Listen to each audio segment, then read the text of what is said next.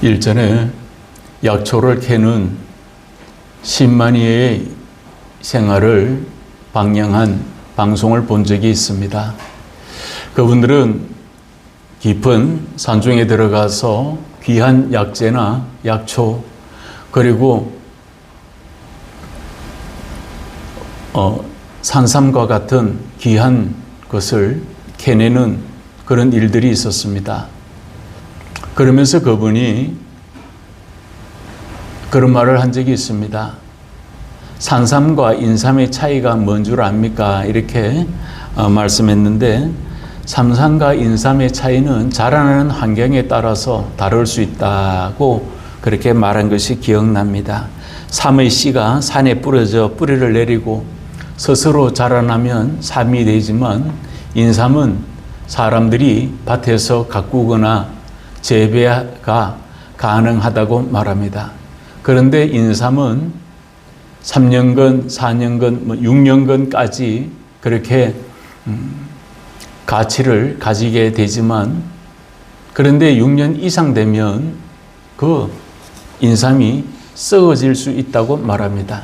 하지만 산삼은 척박한 환경에서 자라나기가 힘들지만, 그러나 일단 뿌리를 내리고 자라나면 인삼과는 다르게 3년, 6년근이 아니라 수년 된, 또 수십 년이 된, 그리고 또 구하기 힘들겠지만 100년이 넘도록 그 산삼은 약재를 품고 있다는 것을 우리는 알게 됩니다. 그런 것처럼 우리의 삶의 여정 가운데서 또 우리가 살아가는 삶의 환경이 점점 힘들어지고 어려워질 때도 있습니다. 불경기에 또 사회적으로 정치적으로 모든 것이 다 어수선할 이때에 중동 전쟁은 서로 협상을 하고 타협을 하지만 아직까지 해결되지 아니함에 따라서 여러 가지 어려움을 우리는 또한 겪고 있습니다. 그런 것처럼 재배하기 좋은 인삼이 온도와 습도에서 충분한 영양을 공급받을 때 이루어지지만, 산삼은 바로 척박한 땅에서 그리고 또 그늘지고 외진 곳에서 사람의 손길이 닿지 않는 곳에서 그렇게 묵묵히 자라나는 것처럼 우리 믿음의 삶의 여정들도 마찬가지입니다. 그래서 저는 오늘 이 누가복음의 끝자락에 말씀을 가지고 빙산에서 용광로로라고 하는 그런 제목을 붙여보았습니다. 본문은 부활 후 자신들의 삶의 자리를 떠나는 두 제자의 발걸음에서부터 시작되고 있습니다. 영광된 부활의 소식을 들었지만 웬일인지 그 영광에 대해서 찬양하고 예수님의 부활을 선포하는 그런 모습이 아니라 오히려 자신의 어떤 연고지인지는 알 수 없지만 엠마오라라고 하는 곳으로 그들이 발걸음을 옮겨가고 있는 것을 보게 됩니다. 그처럼 우리들 또한 마찬가지가 아니겠습니까?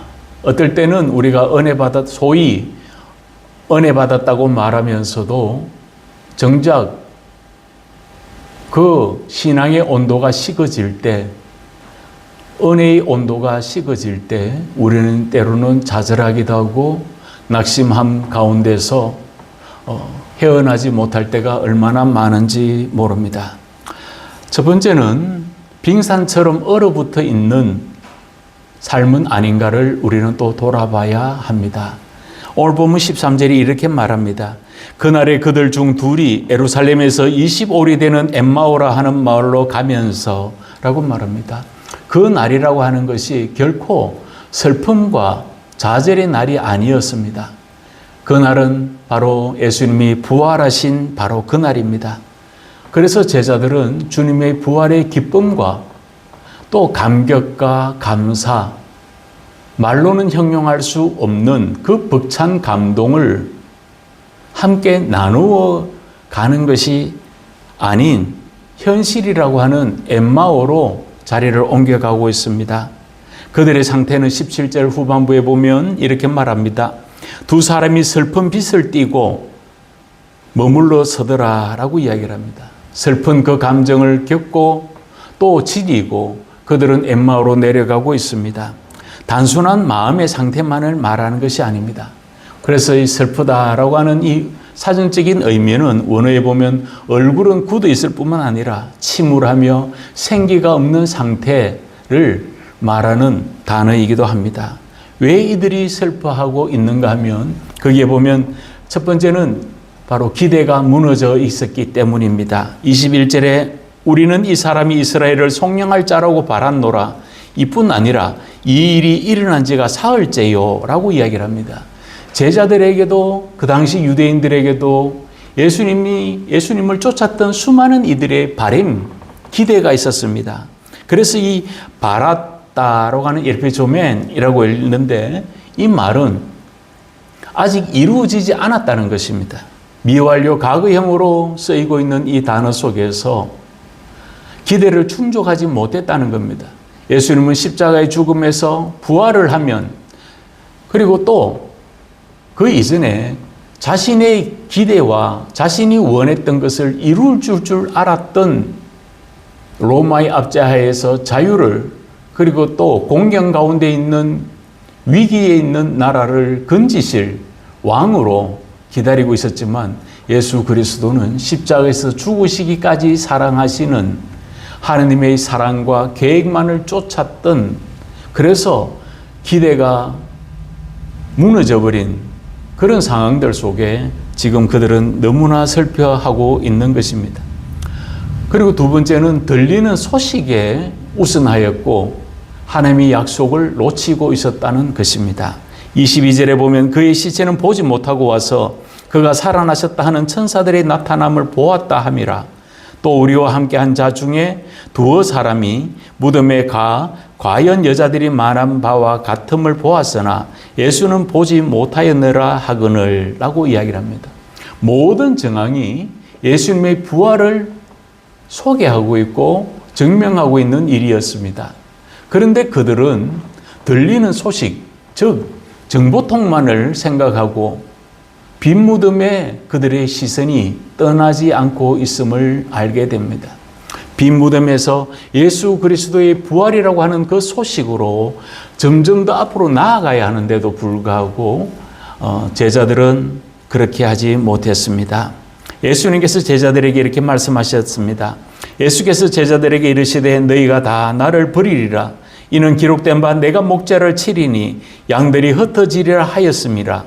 그러나 내가 살아난 후에 너희보다 먼저 갈릴리로 가리라 라고 말씀하신 바가 있습니다. 그런데 제자들은 여전히 과거에만 머물러 있습니다.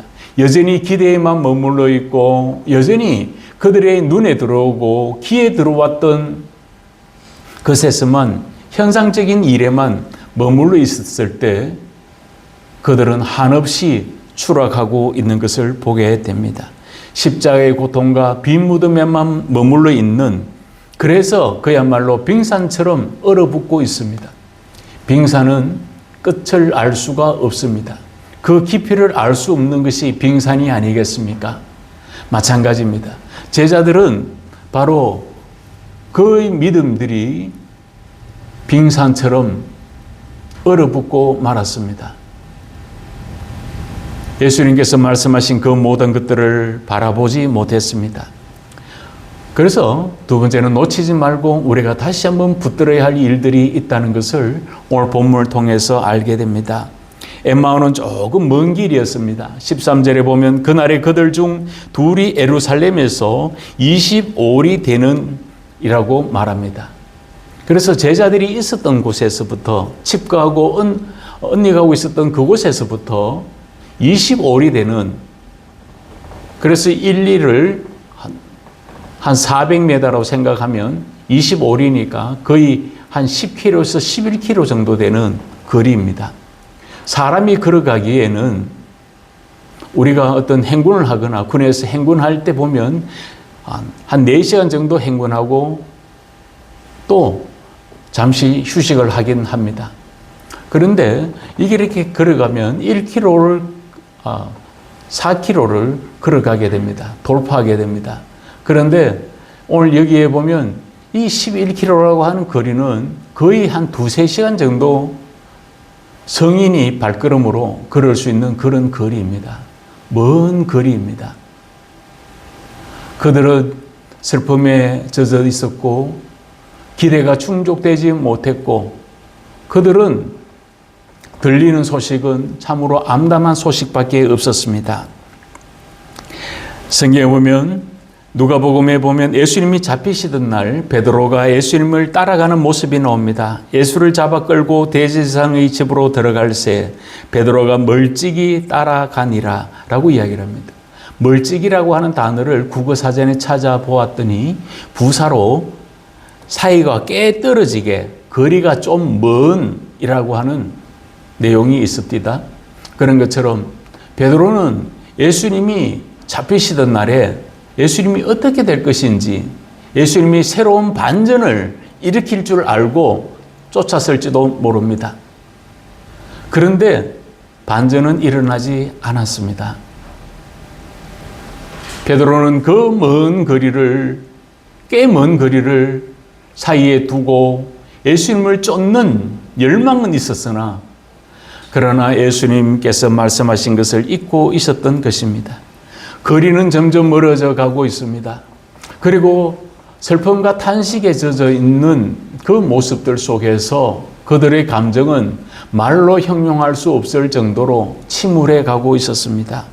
그래서 16절에 보면 그들의 눈이 가리워져서 그인 줄 알아보지 못하거늘 라고 이야기를 합니다. 가리워졌다라고 하는 이 표현은 단순히 시력만 나빠진 것을 이야기하는 것이 아닙니다. 김성우 교수님이 이런 해석을 한 적이 있습니다. 무언가에 의해 강력하게 붙잡혀 있고 억압당하고 있다는 미완료 수동태입니다. 라고 그렇게 설명한 적이 있습니다. 그런 것처럼 눈이 가리워지고 있다는 것은 무엇에 압력을 받고 무엇에 압제를 당하고 있는 것처럼 우리가 어느 한 부분에 치중되게 되면 다른 것이 보이지 않습니다. 마치 사랑으로 인해서 눈에 콩깍지가 씌었다 이런 말을 하잖아요. 그런데 그 콩깍지가 벗겨지는 순간 우리는 때로는 현실의 문제를 만나게 되기도 합니다. 그러나 눈에 있는 콩깍지 정도가 아니라 오늘 이 베드로는 지금 오늘 여기 있는 두 제자들은 수많은 믿음의 사람들은 또 오늘 현실을 살아가는 우리들의 눈을 가리우게 하는, 그래서 우리가 앞이 보이지 않고 미래가 보이지 않고 우리의 삶의 모습 속에 두려움과 낙심만 있지는 아니한가를 우리는 또 돌아봐야 합니다. 절망하며 엠마오로 내려가고 있는 두 제자에게 예수님이 나타나셨습니다. 그러면서 이렇게 말씀합니다. 25절에 이르시되 미련하고 선지자들이 말한 모든 것을 마음에 더디 믿는 자들이여 라고 이야기를 합니다. 더디 믿는다라고 하는, 미련하다라고 하는 것은 지식의 한계만을 이야기하는 것이 아닙니다. 너의 삶의 한계만을 이야기하는 것이 아니라 원어적인 의미에 보면 통찰력과 분별력이 닫혀버린 상태이고 파괴되어진 상태를 이야기합니다. 그래서 믿음의 사람은 이야기합니다. 너희는 이 세대를 본받지 말고 오직 마음을 새롭게 함으로 변화를 받아 하나님이 기뻐하시고 온전한 뜻이 무엇인지 분별하라 라고 말합니다. 우리가 분별력을 잃어버리고 또 하나님의 약속을 잃어버리게 되면 우리는 아무것도 보이지 않습니다. 예수님은 두 제자에게 너희들이 왜 하나님의 약속된 말씀을 더디 믿고 있느냐라고 말씀하신 것입니다. 더디 믿는다라고 하는 것은 방향을 잃어버렸다는 것입니다.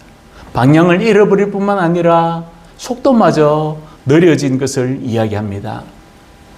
우리가 어느 부분에 나아가면 차량을 이용할 때도 그렇잖아요. 차가 갑자기 서지는 않습니다.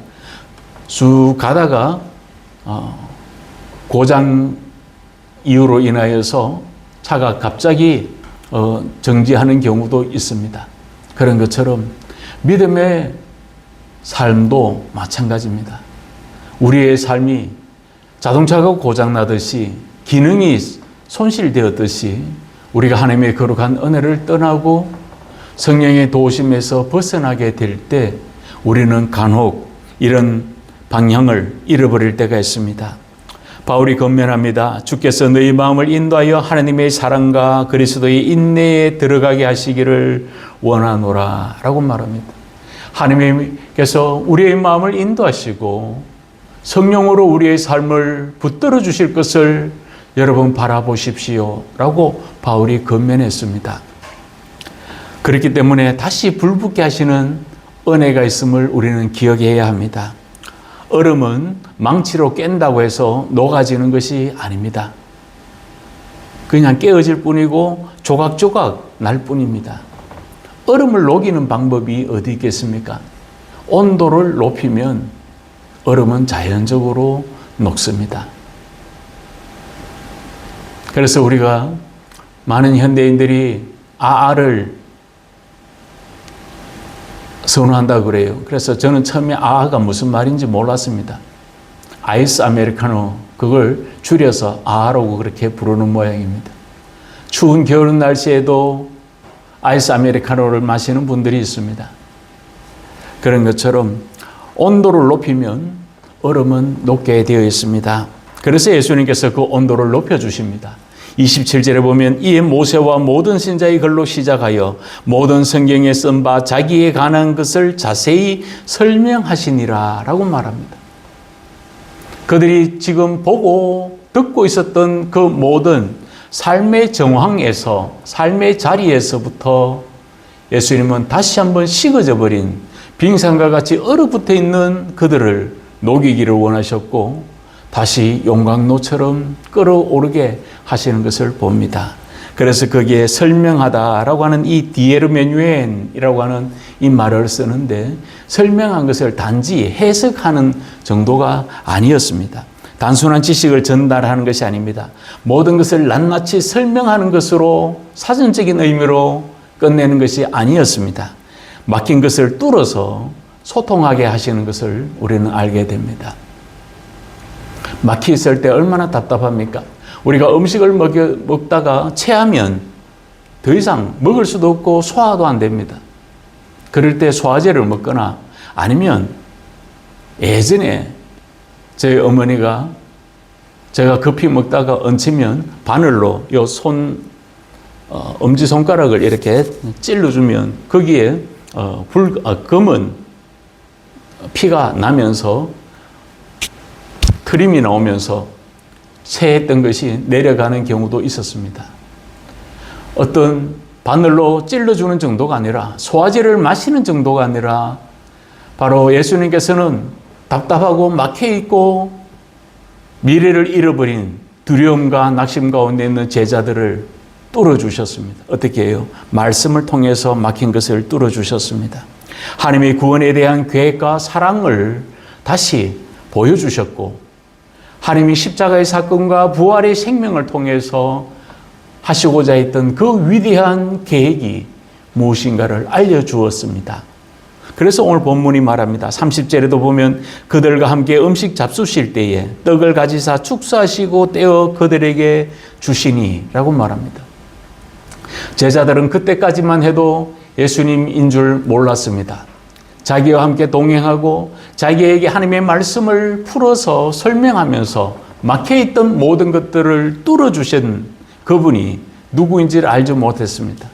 그런데 우리와 함께 하룻밤 같이 있읍시다 라고 했을 때 예수님은 그 밤에 떡을 떼어서 축사하시면서 제자들에게 주셨습니다. 그러면서 31절에 보면 그들의 눈이 밝아져 그인 줄 알아보더니 예수는 그들에게 보이지 아니하시는지라 라고 이야기를 합니다. 떡을 떼어서 예전에 예수님께서 잡히시기 전날 밤에 했던 떡과 잔을 주시면서 떡과 포도주를 나누어 주시면서 이는 내 살이요 이는 내 피라고 말씀하셨던 그 부분이 기억나게 하셨을 때 그들의 눈이 다시 밝아졌다라고 이야기를 합니다. 그들이 다시 한번 예수님을 알아보게 되었습니다. 그런데 후반부에 뭐라고 이야기합니까? 예수님이 그들에게 더 이상 보이지 않았다라고 이야기를 합니다. 사라진 존재가 아닙니다.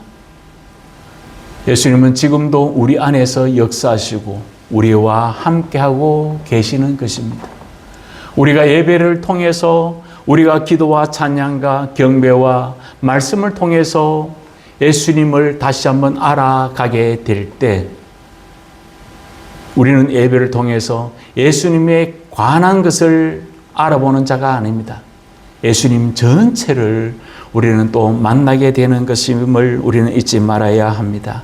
그래야 할 때 그 제자들의 마음과 고백에 변화가 있었습니다. 32절에 보면 그들이 서로 말하되 길에서 우리에게 말씀하시고 우리에게 성경을 풀어주실 때에 우리 속에서 마음이 뜨겁지 아니하더냐라고 그렇게 고백합니다.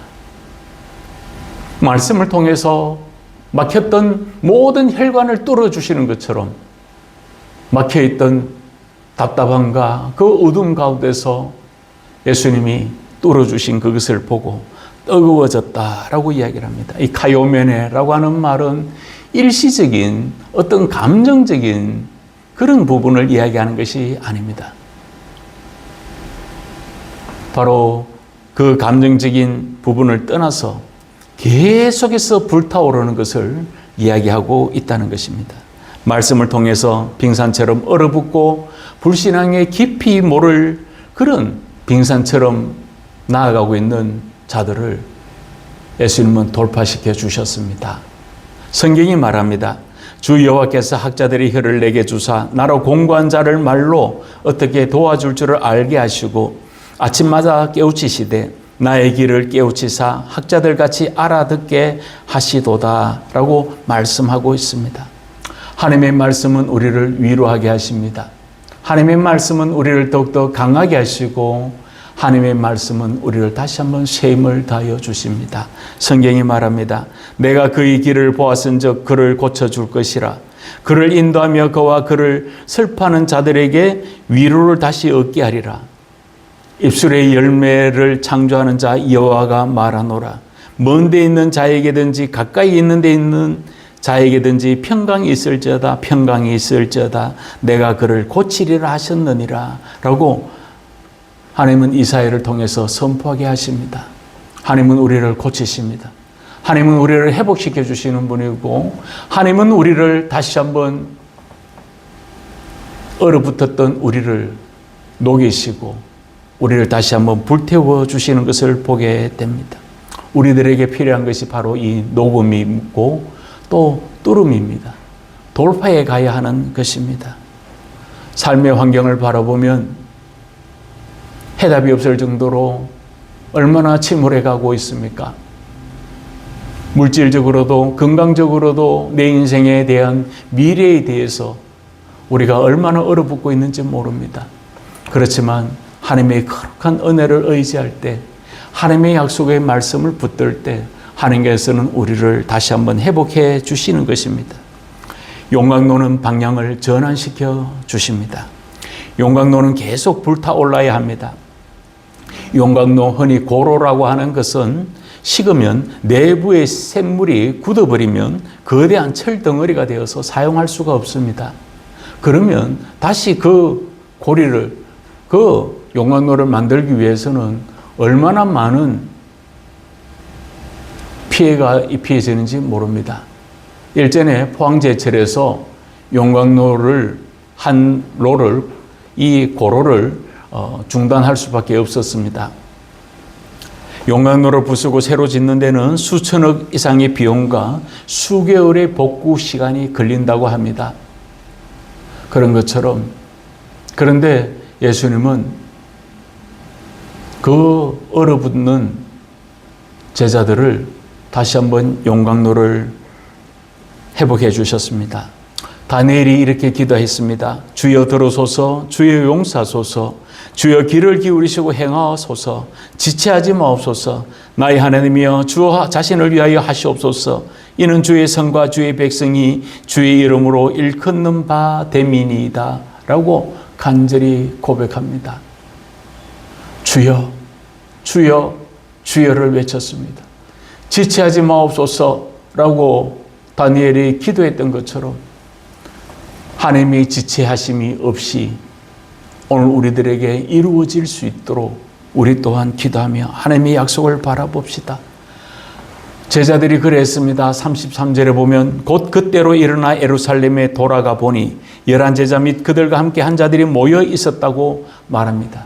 곧 그때에 라고 이야기를 합니다. 제자들은 시간을 지체하지 않았습니다. 그 밤은 깊고 깊은 밤이었습니다. 지치고 공고한 밤이었습니다. 낙심하고 슬픔하고 탄식할 수밖에 없는 밤이었습니다. 그런데 그 제자들이 예수님을 만났을 때 그들은 지체하지 않고 다시 제자들이 모여 있는 곳으로 발걸음을 옮겼던 것입니다. 방향이 바뀌었습니다.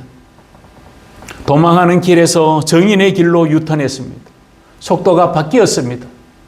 낙심해서 투들투들 걸어갔던 그 발걸음이, 힘없이 내디뎠던 그 발걸음이 예수님이 함께 하시고 예수님을 만났다고 하는 이 정인의 삶을 위해 발걸음을 분주하게 뛰어갔습니다. 35절이 말합니다. 두 사람도 길에서 된 일과 예수께서 떡을 떼심으로 자기들에게 알려지신 것을 말하더라 라고 성경은 말하고 있습니다. 예전에 영화 중에 코바디스라고 하는 영화가 있었습니다. 그 내용은 바로 외경인 베드로 행전에 따르면 베드로가 로마의 박해를 피해서 도망치던 중에 길에서 예수님을 만났습니다. 그리고 이 베드로가 예수님께 묻습니다. 예수님 어디 가십니까? 라고 이야기할 때 예수님이 이렇게 대답하십니다. 너가 내 양들을 버리고 가니 내가 다시 십자가에 못 박히러 로마에 간다 라고 등을 돌리실 때 베드로는 도망하는 발걸음을 옮깁니다. 그리고 로마로 가서 예수님이 지신 십자가를 내가 어떻게 감히 똑바로 질 수 있겠습니까? 라고 이야기를 하고 거꾸로 매달려서 죽는 그 삶을 택합니다. 그래서 그 유명한 고백을 합니다. 코바디스 도미네, 주여 어디로 가십니까? 라는 고백을 남겼습니다. 그런 것처럼 오늘 우리 인생의 여정 속에서 예수님이 찾아오시고 은혜를 구원을 베푸셨습니다. 우리는 베드로처럼 또 수많은 믿음의 사람들처럼 또 선교사님들처럼 복음을 위해서 생명을 거는 그런 모습은 되지 못한다 할지라도 겨우 내 자신의 믿음 하나 붙들고 살면서도 이리저리 흔들리고 좋을 때는 웃지만 조금만 나빠져도 금세 얼굴이 굳어지고 슬퍼하고 탄식하는 보잘것없는 그 작은 믿음을 가지고 있다 할지라도 믿음은 지식이나 감정이 아닙니다. 성령의 인도하심과 말씀으로 다시 시작될 수 있다는 것을 우리는 잊지 말아야 합니다. 말씀을 맺겠습니다. 사랑하는 성도 여러분, 생활의 염려와 고통으로 인해서 빙산처럼 그 깊이를 알 수 없는 삶의 여건과 역경이 우리를 엄습할 때가 왜 없겠습니까? 해결할 방법이 더 이상 없을 때, 돌파구가 없을 때, 더 이상 피할 비상구가 없을 때, 그때의 그 낙담함이란 것은 경험해보지 못하신 분들은 모를 것입니다. 어쩌면 나도 한때는 라고 하는 왕년에 라고 하는 말만 하고 있지는 않습니다. 나도 한때는 은혜 받은 사람이고 나도 한때는 은사 받은 사람이고 나도 한때는 기도에 불을 가진 사람이었고 믿음의 담대함을 가졌다. 나도 예전에는 그거 다 해봤다. 나도 예전에는 봉사해봤고 나도 예전에는 충성해봤고 나도 예전에는 헌신해봤다. 그러나 지금 아무것도 아니다 라고 하는 낙심과 좌절의 빙산에 처하고 있지는 않습니까? 얼어붙은 우리들의 마음과 삶을 녹이시고 예수님이 다시 한번 용광로처럼 우리를 다시 한번 뜨겁게 하실 것입니다. 무엇으로요? 하나님의 말씀으로, 성령님의 은혜로 또 성령의 이 불붙는 역사심을 통해서 우리를 다시 한번 불붙게 하실 것처럼 믿음 가운데 하나님의 거룩한 은혜를 바라보고 한 걸음 한 걸음 나아갑시다. 이 시간에 우리 함께 같이 기도합시다. 첫 번째는 내 안에 파괴된 기대와 상처로 얼어붙은 빙산 같은 마음을 녹여주소서. 둘째, 내 인생에 이해되지 않는 삶의 문제들을 설명해 주시고 눈을 뜨게 하소서. 마지막으로 주어진 소명과 사명을 위한 용광로 같은 은혜를 부어주소서라고 우리 잠시 함께 같이 말씀을 생각하고 기도합시다.